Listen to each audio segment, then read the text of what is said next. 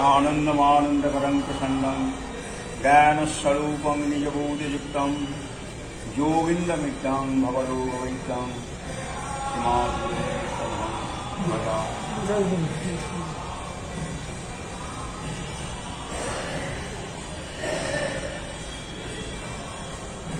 पनेरो 20,000 लोकेर भीड़ महामेला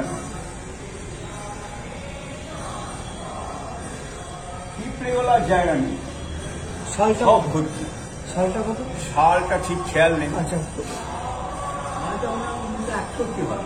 না আরো পরে 1961 পরে আমি 1975 পর মানে 80-র আগে 1975 পর একদম শেষের দিকে হ্যাঁ শেষের দিকে শুধু এখানকার প্যান্ডেল বিশাল পুলিশ কন্ট্রোল করতে পারছে যাই হোক প্রচন্ড ভিড় এত ভিড় ঠাকুর যে শ্যামসুন্দর মন্দিরে নিয়ে যাওয়া হয়েছে গাড়ি একবারে এইটার পাশ দিয়ে এই রাস্তাটা তখন ছিল খুব এত সাজানো গোছানো ছিল না ওই পাশ দিয়ে গাড়ি একবারে ওই সিঁড়িটার কাছে নিয়ে গেছে গাড়ি থেকে নেবে কোনোরকম ভাবে ঠাকুরকে শ্যামসুন্দর মন্দিরে কিন্তু মন্দির থেকে ঢোকার পর এত ভিড় যে কোনোরকম ভাবে ওনাকে এখানে আনা যাচ্ছে না ঠাকুরের প্রথমত প্রচুর গাড়ি এসেছে গাড়ি রাখার জায়গা লোকের ভিড় এমন ভিড় যে মানে কোনো রকম গাড়ি ঢুকবে না গাড়ি আসবে না লোককে সরানো কোনো ভলেন্টিয়ার তো সেরকম ব্যবস্থা নেই নিজেদের মধ্যেই ভলেন্টিয়ার হয়ে যাচ্ছে বটে কিন্তু কে কাকে সবাই ঠাকুরকে সবার জন্য পাগল ঠাকুরকে স্পর্শ করার জন্য পাগল মাইকে করে এখন আমি কিরকম ভাবে এদিকে আছি ঠাকুর শ্যামসুন্দর মন্দিরে আছেন গাড়ি করে এদিকে এলে সেই গাড়িতে উঠে পড়বো এরকম ভাবে একটা পরিকল্পনা ছিল বা ভাবনা ছিল কিন্তু ঠাকুরকে বার করা যাচ্ছে না কারণ কোনো গাড়ি আর ওখানে ঢুকছে না ঢোকার মতো জায়গা নেই পিঁপড়ের মতো একেবারে ঠাসা মন্দির থেকে বেরোতে পারছে না মন্দিরের ভেতরে সবাই ঢুকতে পারবে না বাইরেটা সব লোকজন কেউ মন্দিরের ভেতরে ঢুকতে পারছে না কয়েকজন শুধু ঘিরে আছে ঠাকুরকে মাইকে করে শেষকালে নাম মঞ্চের নাম থামিয়ে মাইকে করে ঘোষণা করা হলো যে ভাস্কর তুমি যেখানেই থাকো তুমি শ্যামসুন্দরের মন্দিরের মধ্যে চলে এসো ঠাকুর তোমাকে ডাকছেন যাই হোক ভিড় ঠিক কোনো রকম ভাবে ওখানে গেলাম মন্দিরের ভেতর ঢুকতেই ঠাকুর হাতটা ধরে বললেন পারবি একে নিয়ে বেদবিদ্যালয়ে কাঁধে করে পৌঁছে দিচ্ছে কারণ কোনো গাড়ি আসছে না কোনো গাড়িতে যাওয়ার মতো রাস্তা নেই এইরকম একটা পরিস্থিতিতে ঠাকুর আমাকে হাতটা ধরে বলছেন পারবি একে কাঁধে করে বেদবিদ্যালয়ে পৌঁছে দিতে বললাম বাবা আর কৃপাতি সব হচ্ছে আর ঠিক আছে বাবা বসলাম ঠাকুর পেছন থেকে কাঁধে উঠলেন কিন্তু কিভাবে নিয়ে আসবো এত ভিড় যে ঠাকুরকে রক্ষা করা অসম্ভব জানি না কিভাবে কি হলো ভেতরে তখন তো ঠাকুর আমাকে টাকটু ঘোড়া বলে ডাকতেন এবং 24-25 বছর বয়স বলিষ্ঠ চেহারা সবই ঠিক আছে কিন্তু এই ভিড়েতে ঠাকুরকে স্পর্শ করবে না এরকম মানে জটা ধরে ফেলে মানে জটাটা ছড়িয়ে কোথায় তার পরম শান্তি কিন্তু জটাটা ধরলে যে কাঁধ থেকে উঠে পেছন দিকে পড়ে যাবে শুধু স্পর্শ নয় জটাটাকে ধরে মুঠো করে ধরে ফেললে এবার আমি যাচ্ছি ঠাকুরকে পেছন দিকে উঠে পড়ে যাবে এরকম ঘটনাও অনেক সময় হয়েছে পড়ে মানে সে পেছন দিকে টান পড়তে দেখি ঠাকুরের জটাটা ধরে আছে মানে উন্মত্ত মানুষের তখন উন্মত্ত একটা অবস্থা জটা ছেড়েও নিয়েছে এরকম হয়েছে মায়েদের ঠেসাঠেসির চাপে মায়েদের সাঁটা লেগে নোয়া লেগে ঠাকুরের পা চিরে রক্তারক্তি আর ঝরঝর করে রক্ত বেরিয়েছে এরকম ঘটনা বহু হয়েছে এরকম অবস্থায় নিয়ে বেরোচ্ছি আর মানুষের ভিড় এবং তাকে ছোঁয়া স্পর্শ করে ধন্য হওয়ার জন্য বোধহয় পাগল হয়ে গেছে মানুষ ছেলেদের মায়েদের মধ্যে একবারে উন্মত্ততা এসে গেছে যাই হোক তখন আমার দুটো হাত দুটো পা কোত্থেকে শক্তি পেলাম জানি না আজও মনে ভেবে আশ্চর্য হয়ে যায় যে কোত্থেকে সেই শক্তি পেলাম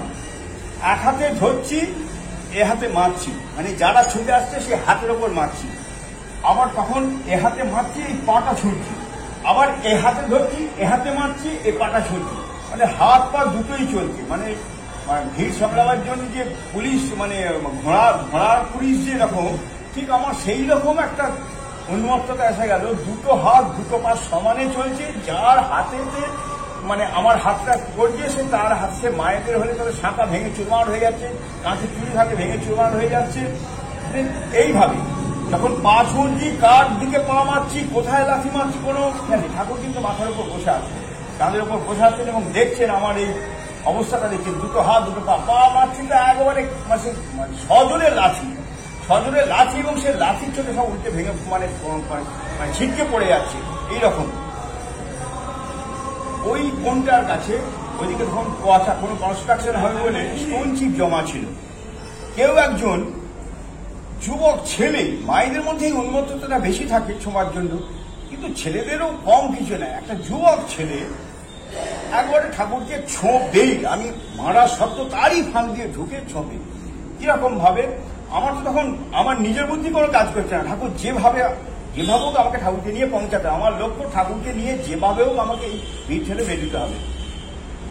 একজনের কোমরে গিয়ে পাটা গিয়ে লাগলো, ইয়ং ছেলে, তার এমন লাঠি, ঠাকুরকে কাঁধে নিয়ে এক পায়ে দাঁড়িয়ে এক পায়ে এমন লাঠি মারলাম যে সে উল্টে ছিটকে পড়ে স্টোন চিপের ওপরে একবারে গিয়ে পড়লো। এবং আমি সেখানে দেখতে পাচ্ছি, ভিড়ে তো খুব জোরে ছুটতে পারছি না, ওইভাবে যাচ্ছি একটু করে এগোচ্ছি এবং দেখলাম সেই ইয়ং ছেলেটা সেই পিচের ওপর পড়ে, স্টোন চিপের ওপর পড়ে কাঁদতে শুরু করলো। তখন তাকে তোলবার জন্য, তাকে ধরার জন্য বহু লোকজন, আমার সেদিকে তাকাবার অবস্থা নেই, আমাকে এগোতে হবে। যেভাবে নিয়ে বেরিয়ে চলে গেলাম, মঠ থেকে বেরিয়ে গেটের বাইরে গিয়েই একবারে সেই ছুটন্ত ঘোড়ার মতো নিয়ে গেট বিদ্যালয়ের ভেতর পৌঁছালাম। সে পিছনে হু হু করে লোক ছুটছে, গিয়ে বেদ বিদ্যালয়ের গেটের ভেতর ঢুকিয়ে একবারে দোতলা লক্ষ্মীনারায়ণ মন্দির অপোজিট, এখন যেখানে বিগ্রহ হয়েছে ওই ঘরটা ঠাকুর থাকতেন, ওই ঘরটা ঢুকে দিলাম। ঢুকে দিয়ে একবারে ওপরে গিয়ে ওই ছেড়ে দিয়েও কাঁধে করে নিয়ে ওপরে উঠে শুরু। যাই হোক, কিছুক্ষণ পরেই নিচে ঠাকুর নিয়ে ঢোকার সাথে সাথে নিচে গেট বন্ধ করে দেওয়া হয়েছে, বেদ বিদ্যালয়ে গেট বন্ধ করে দেওয়া হয়েছে। তা হাঁপাচ্ছি, তখনও হাঁপানোটা শেষ হয়নি, এত পরিশ্রম এবং ক্লান্তি হয়েছে তখন। হঠাৎ নিচে দেখি খুব গন্ডগোল, ভীষণ চেঁচামেচি, হইতে এমনি ঠাকুরকে দর্শন করার জন্য হু করে লোক তো আসছে, তার ভিড়, প্লাস তার মধ্যে একজনের একজন না বেশ কয়েকজনের একবারে রীতিমতো চিৎকার, কার কাঁধে ঠাকুর ছিলেন আমরা তাকে দেখে নেব, ঠাকুর কার কাঁধে ছিলেন তাকে আমরা দেখে নেবো, সে কত বড় পালোয়ান হয়েছে দেখে নেবো, এইরকম।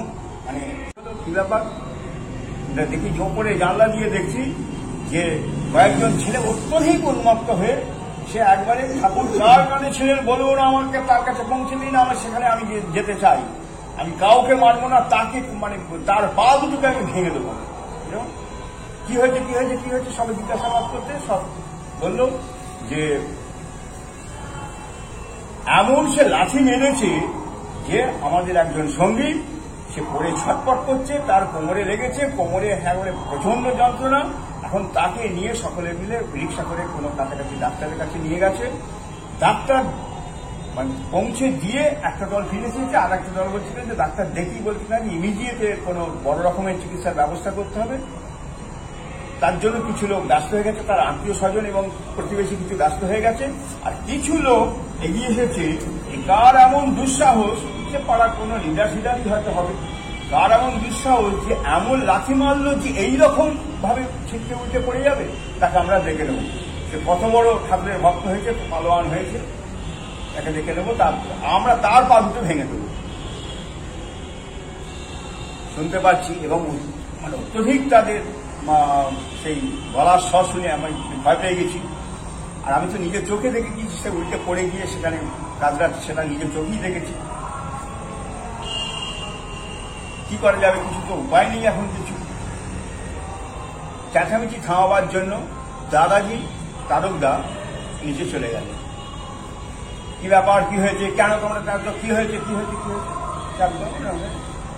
তখন উপর দিয়ে জানলার ফাঁক দিয়ে দেখতেও পাচ্ছি যে সে দাদাজিকেই তারা যেন ছিলিয়ে খেয়ে ফেলবে। ঠাকুর কার কানে ছিলেন বলুন, আপনাদের কাছে আমরা পরামর্শ নিতে আসিনি, আপনাদের কোনো বের নিতে আসিনি, আমরা তাকেই দেখে নেবো, তাকে আমার পৌঁছে দিই।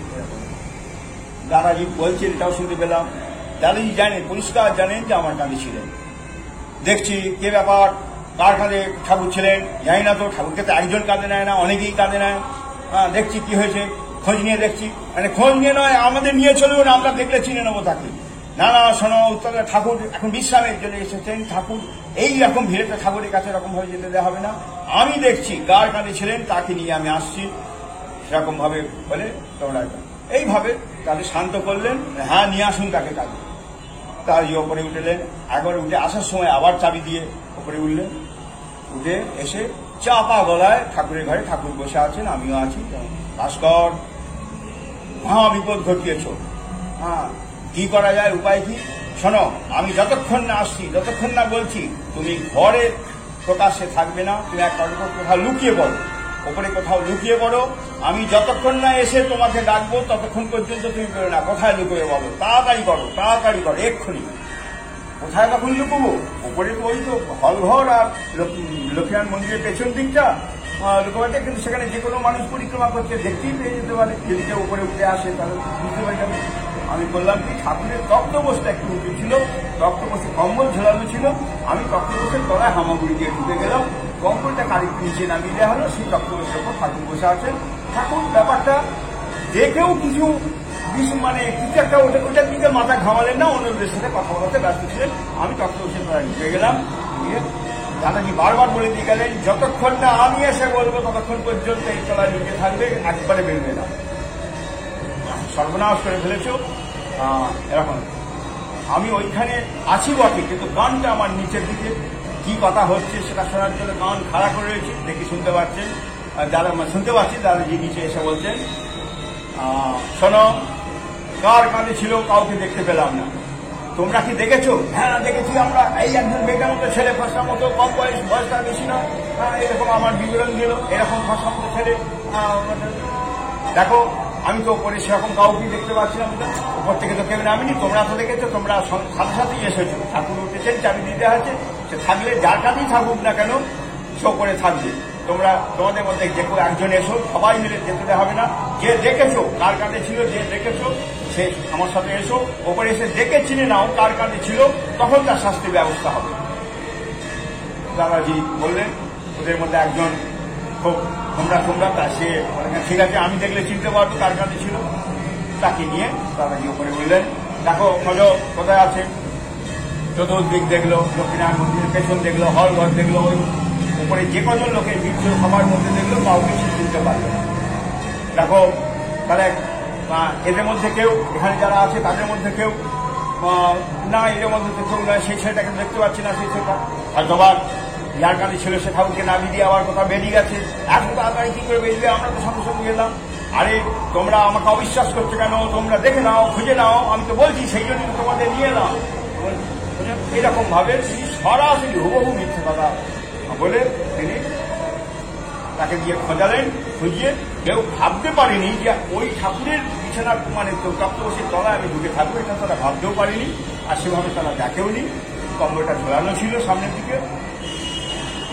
শোনো অন্যায় কথা, দাদাজি বলছে, শোনো অন্যায় কথা, এইরকম ভাবে শোনা এক কাজ করো, দেখো যা ঘরবার তো ঘটে গেছে, উপায় নেই, তোমরা তাকে দেখতে পেলে তাকে ধরে নিয়েছো, আমি তার শাস্তির ব্যবস্থা করবো, যা যা করণীয় না। শুনুন, শাস্তির ব্যবস্থা করলে হবে না, আমরা তাকে সরাসরি দেখতে, ঠিক আছে তোমরা দেখবে, তোমরা একটা মারের পরিবর্তে আর একটা মার তো হতে পারে না। তাদের বোঝাবার চেষ্টা করলেন, বলবার চেষ্টা করো ঠাকুরকে নিয়ে এরকম ভাবে আসতে হবে, কোন রকম উপায় নেই, এটা আমাদের এরকম করা না, ওসব তাহলে এইরকম ভাবে লাঠি মারবে যে সে উঠে পড়ে যাবে, তার চিকিৎসা করতে হবে। শোনো, চিকিৎসা যখন করতে হবে, চিকিৎসা করাটাই এখন প্রথম দরকার।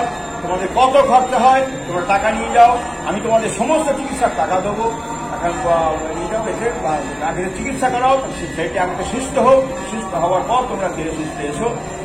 যাই তাদের কিছু টাকা বার করে দিলেন, কিছু টাকা দিলেন, এইটা আপাতত নিয়ে যাও, তার চিকিৎসার ব্যবস্থা করে, এরপর আরো যদি কিছু প্রয়োজন হয় সে ব্যবস্থা করবো। ওনাকে দিয়ে বাড়িয়ে এবার এসে চুরি চলে ভাস্কর চাবি লাগিয়েছে তিনি নিচে, ভাস্কর এবার বেরিয়ে পড়ো। বেরোলাম, কি করেছো বলো দেখি, এইরকম ভাবে যদি দাদা আমি কি করবো বলুন, কিভাবে ঠাকুরকে নিয়ে আসবো সেরকম ভাবে বলুন। তো আমাকে ইশারা সব শুনছি। ঠাকুর বসে আছেন চুপ করে শুনছেন, যখন লাঠি মারছি, যখন হাত চালাচ্ছি, ঘটনা সব তিনি বসে শুনছি। তিনি কাঁধে বসে সবটাই দেখেছেন, না, ওখানে বসে আছেন। ওখানে বসে আছেন, সবটাই শুনছেন, একটা কথা বলেন। কোনো কথা বলবেন না ঠাকুর। তা কথা হচ্ছে যে মিথ্যা কথা অপরাধ, কিন্তু মিথ্যা কথা যেখানে বড় অনর্থ, সত্য কথা যেখানে বড় অনর্থ ঘটায়, সেখানে প্রয়োজনে মিথ্যা কথা বলতে হয়। শাস্ত্র এর ব্যাখ্যা আছে, শাস্ত্রের বিধি আছে।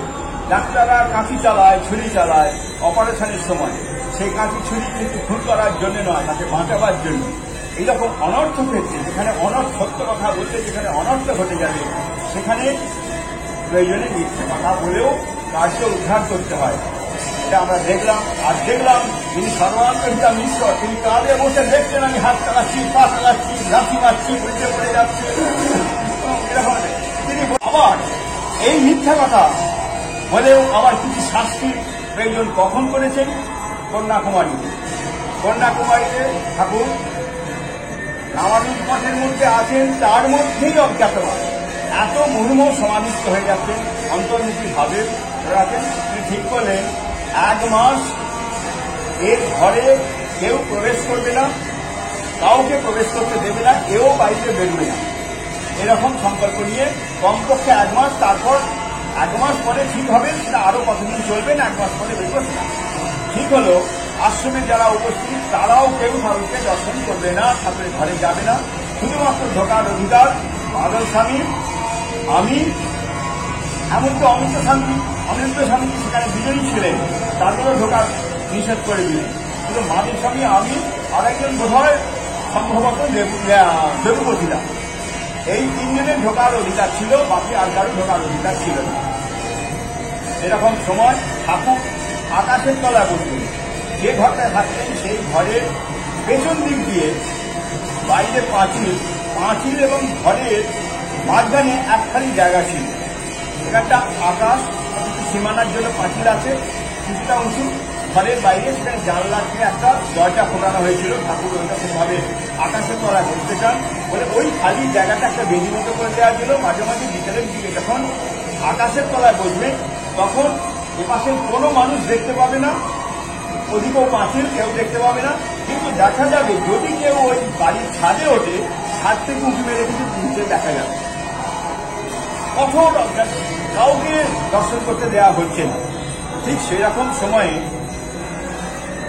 আবার গুরু ভাই, আপনারা চিনবেনও, শঙ্কর নাথ এবং পার্থ বসা পুরুলিয়া থেকে, ওরা দুজনে মিলে কন্যাকুমারীতে গেছে। ঠাকুর এরকম অজ্ঞাতবাসে বসে যাবেন এই খবর না পেয়ে। এখন এদের সাথে আমার প্রচন্ড হৃদ্যতা, আন্তরিকতা। ঠাকুর গুরু ভাই তো বটেই, একটা বন্ধুত্বের সম্পর্ক, হৃদ্যতার সম্পর্ক অত্যধিক ছিল। ওরা গেছে, ওরা ঠাকুরকে পর্যন্ত দর্শন করতে পারছে না, ওদেরও মন ছটফট করছে না। অল্প কয়েকদিনের ছুটি নিয়ে গেছে, একজন স্কুলে পড়ায়, আর একজনের কিছু কাজকর্ম আছে, কয়েকদিন মানে হয়তো 7 দিন কি 10 দিন থাকবে। এই টাইমের মধ্যে ঠাকুরের ওই 1 মাস পেরোবে না, তাহলে এরা কি দর্শন করতে পারবে না? এখন হয় কি, মন্দিরের দাঁড়িকে সন্তুষ্ট করলে মন্দিরে বিগ্রহ দর্শন হয়। এখন আমাদের মধ্যস্থতায় অনেক সময় হয়ে যায়, দর্শন হয়ে যায়। আমরা সুযোগগুলো বলে নিতে পারি কি কি উপায় অবলম্বন করলে ঠাকুরকে দর্শন করা যাবে। ঠাকুরের এখন এত করা নিয়ম, অনন্ত স্বামীজিকেও ঢুকতে দেওয়া হচ্ছে না, এরকম করা নীতি। সেখানে আমি কি করে কোথা থেকে সাধারণ গৃহস্থ ভক্ত তারা গেছে, আমার বন্ধু হলেও, আমার অতিরিক্ত প্রিয়জন হলেও, আমি কি করে সেই সুযোগটা করে দেব?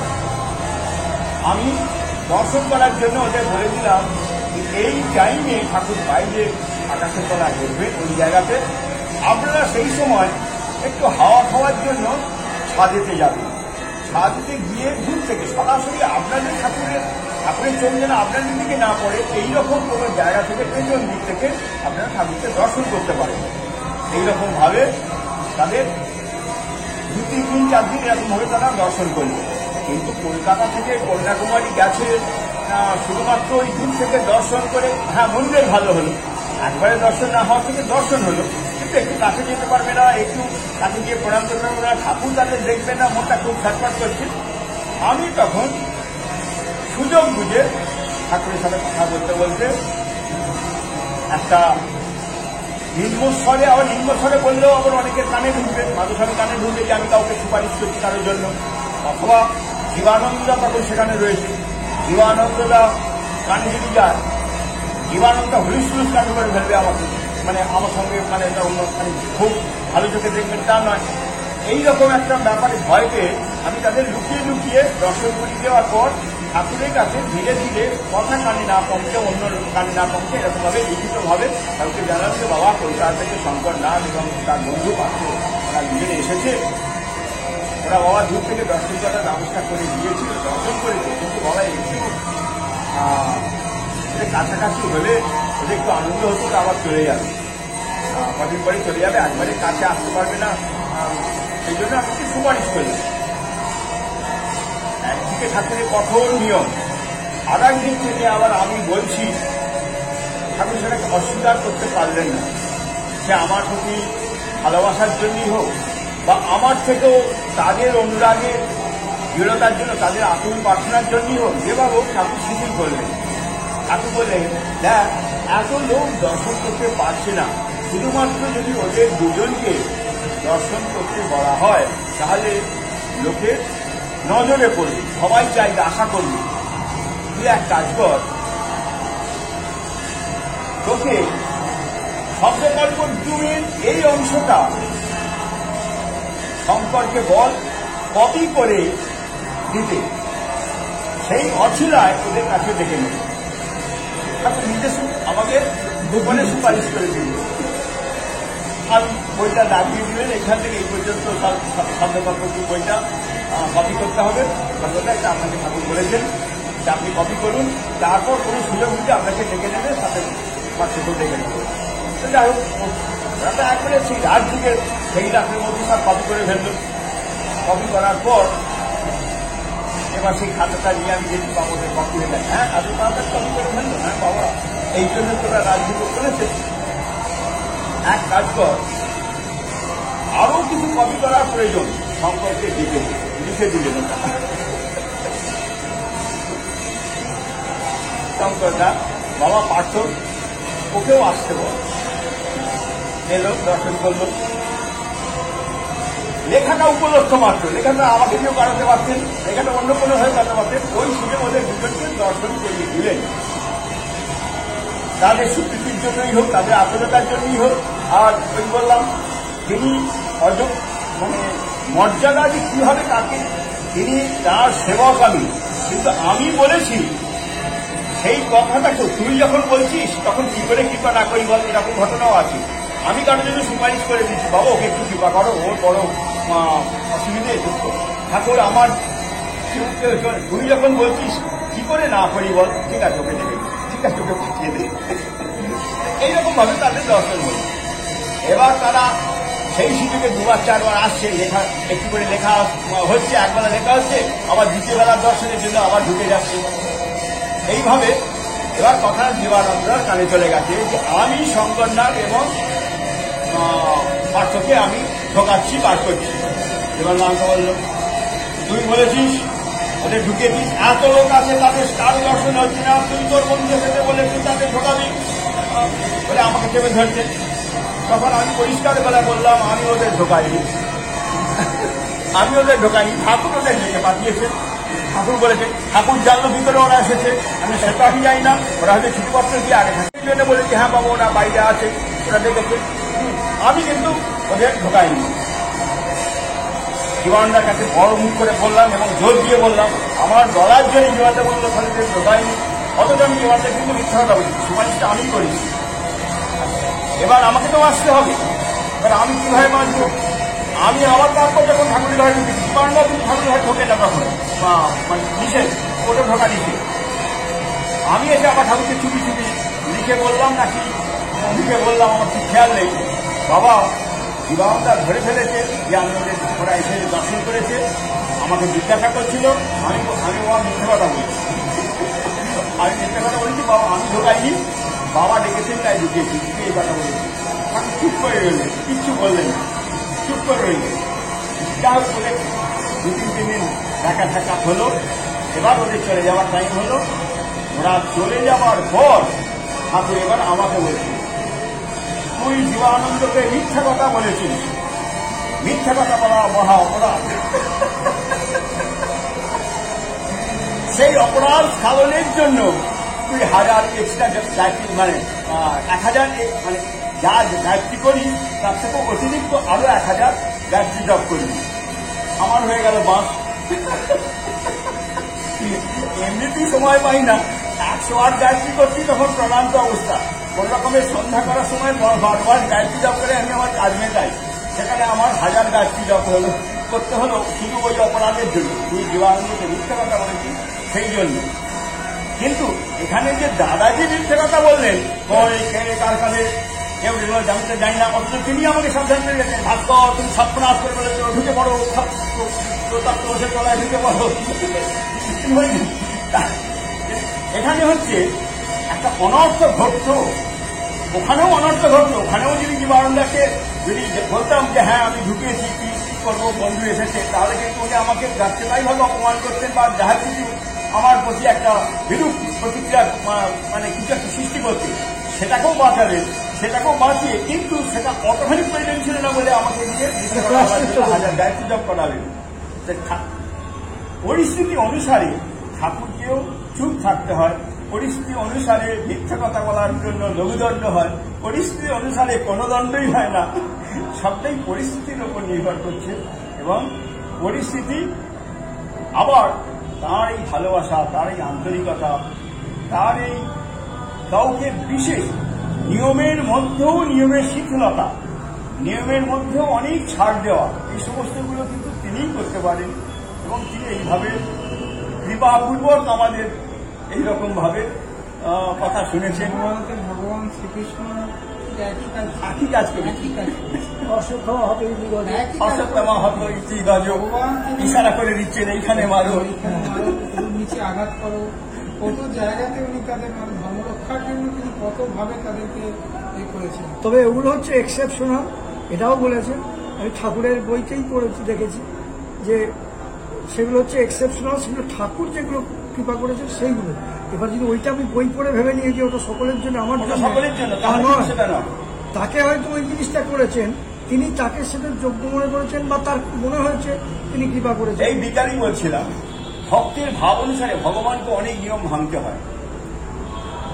এই বিকালবেলে একদম মানে অরবিন্দদার সাথে বসে অফিসে আলোচনা করছিলাম, ঠাকুর দিল্লিতে গেছে, দিল্লিতে গোপাল মিত্রদার সব থেকে বড় বিল্ডিং হচ্ছে 21 তলা না কততলা বিল্ডিং, সেই বিল্ডিং এর তখন খোঁড়াখুঁড়ির কাজ চলছে।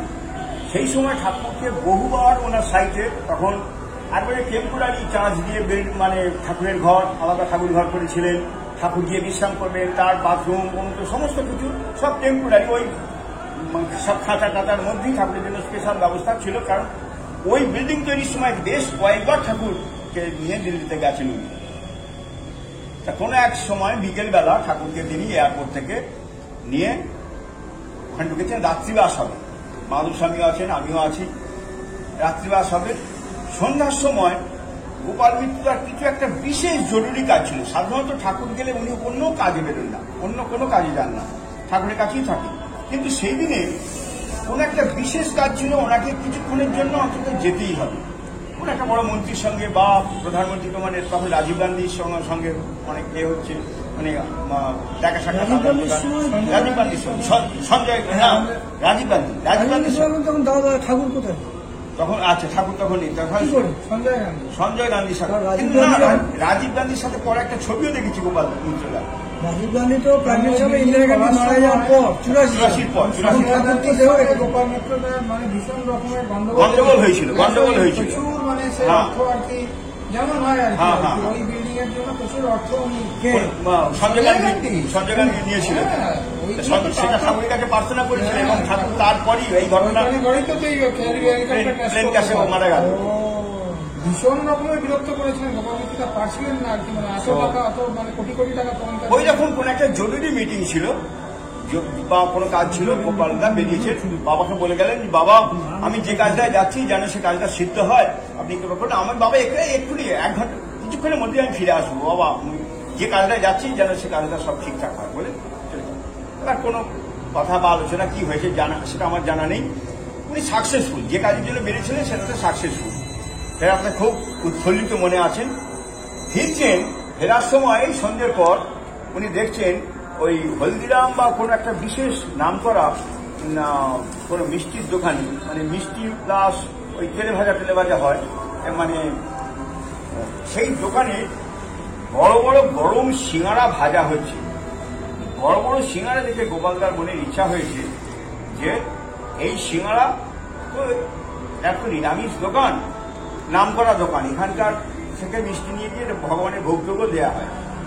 এখন যদিও জানেন ঠাকুর সিঙ্গারা এই দোকান থেকে নিয়ে গেলে সিঙ্গারা খাবেন না, ঠাকুর ওই রকম ভাবে খান না। ঠাকুর সিঙ্গারা জিলিপি খান কোন জায়গায়, একবারে তীর্থক্ষেত্রে হলে, যদি বেনারস যান, বৃন্দাবন যান, এরকম জায়গা দোকানের সিঙ্গারা বা জিলিপি, শুধুমাত্র বিশেষত জিলিপিটা কিনে দেওয়া হতো, সেটাকে নিবেদন করে ঠাকুর একটু আসলে খেতেন।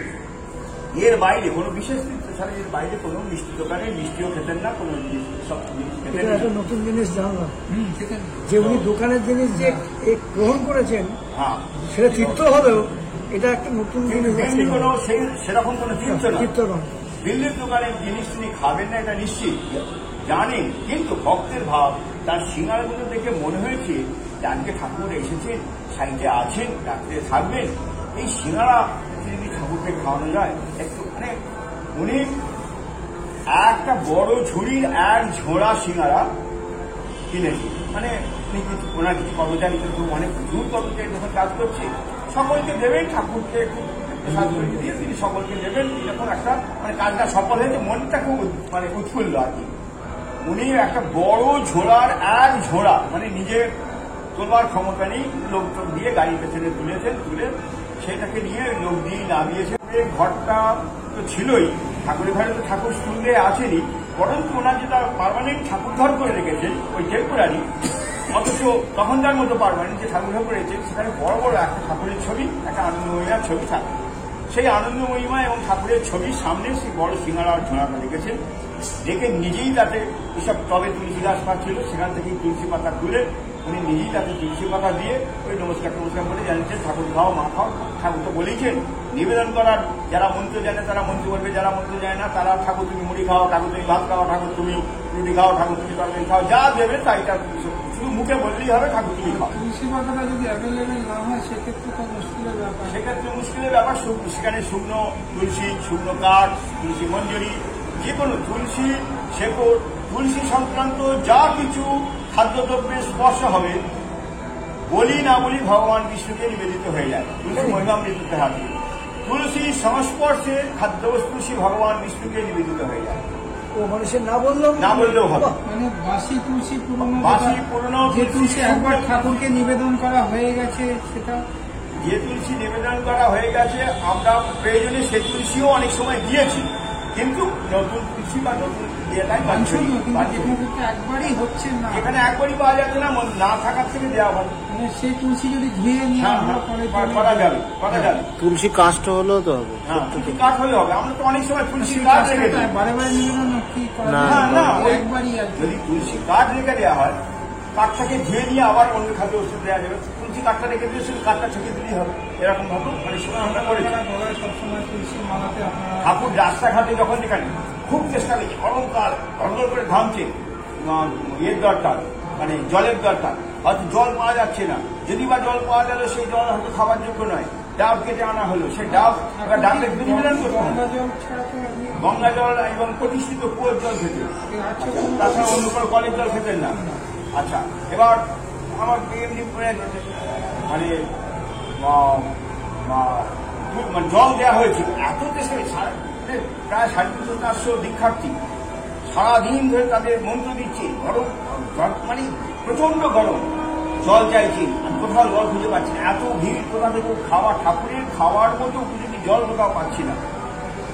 অনেক চেষ্টা করে শেষ পর্যন্ত একটা ডাব পাওয়া গেল, সেই ঠাকুরকেই তো দিয়েছিল, সেখান থেকে একটা ডাব নিয়ে সে কোনোরকম ভাবে সেই ছুরি করে মানে কাটারি ফাটারি দিয়ে ব্যবস্থা করে যে কাটবো সেসবও কিছু নেই, একটা পাথরের গ্লাস ঢেলে এবার তুলসী পাতা দিয়ে নিবেদন করবো, সে তুলসী নেই।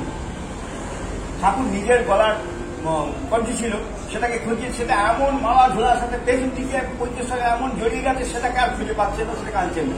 শেষকালে করলেন কি, আমার সামনে আমার গলা কঞ্চিটা রয়েছে, আমার গায়ে ঘামেতে মাখামাখি হয়ে রয়েছে, তার ভালোবাসা, তার কৃপা এইরকমই।